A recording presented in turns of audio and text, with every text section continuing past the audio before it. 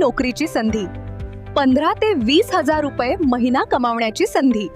त्वरित संपर्क साधा. मालेगाव शहरातील भूमाफिया यांनी जो सुळसुळाट मालेगाव शहरामध्ये सुरू करून मालेगाव शहराच्या नगर रचनेची संपूर्ण जी वाट लावलेली आहे, त्याविरुद्ध भारतीय जनता पार्टीने महाराष्ट्र राज्याचे कर्तव्यदक्ष मुख्यमंत्री आदरणीय देवेंद्रजी फडणवीस साहेब आणि आदरणीय महसूल मंत्री बावनकुळे साहेब यांना आम्ही निवेदन दिलेले होते. मालेगाव शहरातील भूमाफिया धर्मांना भामरे आणि जाकीर अब्दुल लतीफ स्टॅम्प वेंडर यांच्या विरुद्ध मिळालेल्या तक्रारींवरून महाराष्ट्र शासनाने आणि आपल्या मालेगाव शहरामध्ये SIT समिती गठीत करण्याचे आदेश दिलेले आहेत. मालेगाव शहरातील धर्मांना भामरे यांनी दरेगावमधील गट नंबर 83 आणि गट नंबर 38/2 या वनजमिनींवरती आदिवासी बांधवांना हाताशी धरून त्यांच्या अज्ञानाचा फायदा घेऊन या जमिनींची अदलाबदली खरेदी केल्या, ज्या बेकायदेशीर आहेत आणि कुठल्याही शासनाची येणे परवानगी न घेता, लेआउट न पाडता, शासनाला नजराणा न भरता या जमिनींवरती बेकायदेशीर रहिवास वस्त्या बसवलेल्या आहेत, कारखाने बसवलेले आहेत.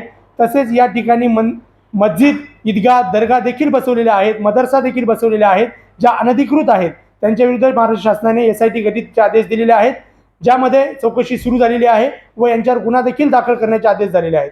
त्याच पद्धतीने मालेगाव शहरातील भूमाफिया स्टॅम्प वेंडर जाकीर याच्याविरुद्ध देखील समिती गठीत झाली असून आदरणीय हिंदू धर्मरक्षक आमदार गोपीचंदजी पडळकर साहेब यांनी लक्षवेधी लावल्यानंतर महाराष्ट्र शासनाचे महसूल मंत्री आदरणीय बावनकुळे साहेब यांनी याविरुद्ध गुन्हा दाखल करण्याचे आदेश दिले असून संपूर्ण अहवाल मागवलेला आहे, ज्यामध्ये जाकीर स्टॅम्प वेंडर यांनी 114A, 114B, 118, 119, 120, 122 व इतर महाराष्ट्र सरकारचे राखीव गट असलेल्या गटांवरती ज्या अनधिकृतपणे मस्जिद, रहिवासी वस्ती आणि ईदगाह, दर्गा वगैरे बसवलेल्या आहेत, आदिवासी जमिनीवरती बेकायदेशीर खरेदी विक्री केलेल्या आहेत, या सगळ्या कुठल्याही लेआउट न पाडता, नजराणा न भरता आणि येणे ऑर्डर न घेता ज्या खरेदी विक्री केलेल्या आहेत, त्याविरुद्ध महाराष्ट्र शासनाने गुन्हा दाखल करण्याचे आदेश दिलेले आहेत. त्यामध्ये संबंधित 8 अधिकारी निलंबित केले असून दुय्यम निबंधक विभागाचे तसेच तत्कालीन प्रांत उदय किसबे साहेब यांना देखील निलंबित केलेले आहे आणि या सर्वांविरुद्ध गुन्हा देखील दाखल करण्याचे आदेश मिळालेले आहेत.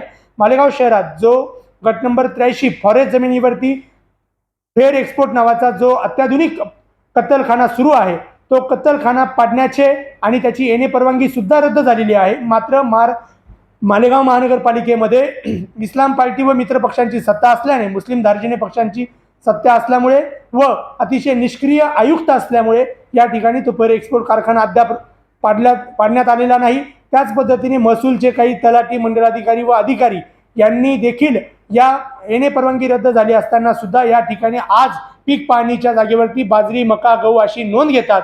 हे अतिशय निंदनीय आहे. या सर्वांविरुद्ध कारवाई होणार असून या सर्वांवरती गुन्हे दाखल होणार आहेत आणि भारतीय जनता पार्टी कोणत्याही अधिकारी आणि कोणत्याही या भूमाफियांना सोडणार नाही, अशी आम्ही ग्वाही देत आहोत.